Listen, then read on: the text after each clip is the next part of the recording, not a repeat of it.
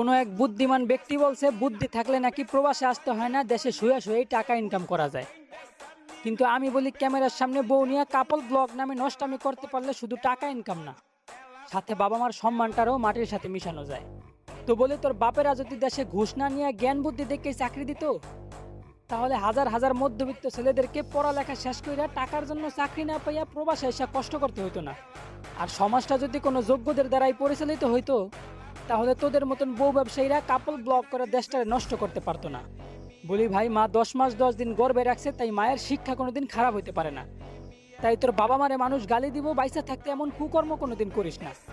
আরে বেটা, বছরের পর বছর প্রবাসীদের কষ্টে কামানো রেমিটেন্সে পরিচালিত আমাদের সোনার বাংলাদেশ। হাবরা কান ফাড়াইল এমন যদি ওই দেশে থাকতেই আবারও অকারণে প্রবাসীদের নাম মুখে নেস। বলি বুদ্ধি থাকলে নাকি টাকা ইনকাম করতে প্রবাসে আসতে হয় না। হ্যাঁ বোকা।